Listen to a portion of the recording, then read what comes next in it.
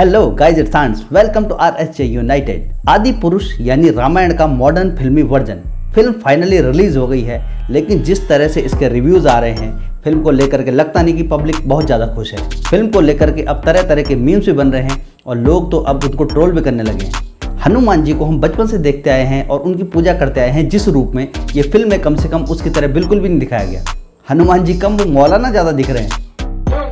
माता सीता के पास जाके वो प्रणाम नहीं करते बल्कि ऐसे चेस्ट पे हाथ रखते हैं। और फिल्म के डायलॉग के लिए तो बोल रहे हैं क्या, ओए होए होए होए, तू काल के लिए कालीन बिछा रहा है, यहाँ तेरी बुआ का बगीचा समझ के टहलने आया है क्या? कपड़ा भी तेरे बाप का, तेल भी तेरे बाप का, आग भी तेरे बाप की, जलेगी भी तेरे बाप की। मतलब यार, मनोज मुंतशिर को ऐसे सड़क छाप डायलॉग लिखने की क्या जरूरत पड़ गई थी? इतने अच्छे अच्छे गाने, इतने अच्छे अच्छे डायलॉग लिखे उन्होंने, लेकिन इस फिल्म के लिए लिखते टाइम पता नहीं क्या हो गया उनको। और रावण तो क्या बोल रहा, रावण तो यार समझ से बाहर है। रावण के बाल लग रहा मॉडर्न सैलून में काट के आ रखे हैं और बिल्कुल जेल से सेट किए हुए हैं। रावण पुष्पक विमान पे नहीं आता, रावण चमगादड़ पे बैठ के आ रहा है। रावण सांपों के बीच में लेटा है और वेल्डिंग भी करता है।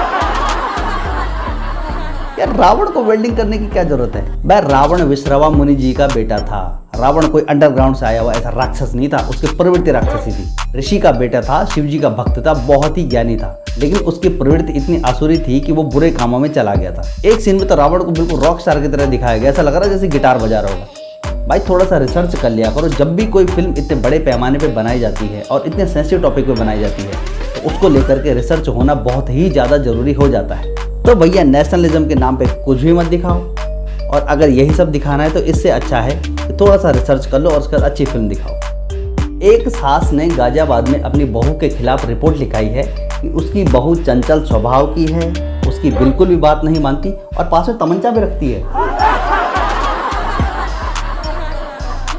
जी हाँ, उसने बताया कि उसकी बहू को देखकर के उसे बहुत ज़्यादा डर लगता है और घर में कभी भी कोई अनहोनी हो सकती है। पहले लोगों को इस बात पे यकीन नहीं हुआ, लेकिन जब एक्चुअली सास ने FIR करवा दी तो पुलिस बहू से पूछताछ करने आई और बहू ने कहा हाँ मैं रखती हूँ, क्योंकि मुझे अपनी आत्मरक्षा के लिए उसको रखने की जरूरत महसूस होती है।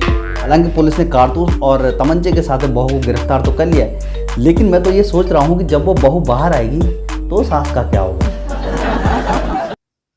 और जेल से याद आया कि उड़ीसा में एक कैदी पुलिस की गिरफ्त से फरार हो गया। कैसे हो गया? साजन दास नाम का एक कैदी पुलिस की गिरफ्त में था। 29 मई को उसने कहा कि उसकी तबीयत थोड़ी खराब हो रही है, तो पुलिस उसको हॉस्पिटल में लेके गई। हॉस्पिटल में टॉयलेट गया, टॉयलेट में उधर साड़ी पहनी और मस्त औरत का मेकअप करके पुलिस वालों के सामने से निकल गया।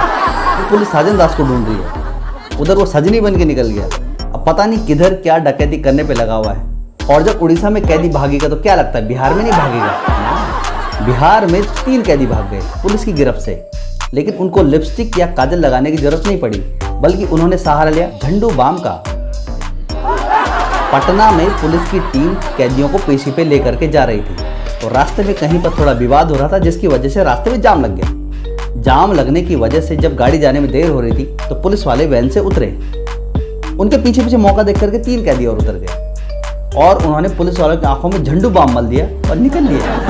जब तक पुलिस वाले को समझ आ रहा तब तक तीनों। इनमें से सोनू नाम का एक आरोपी तो पहले भी पुलिस की कैद से फरार हो चुका है।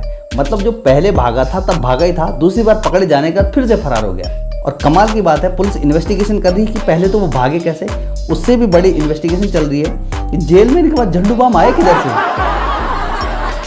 भाई लोग, दुनिया वैसे रहने की जैसी दिखाई देती थी, दुनिया बहुत चेंज हो गई है।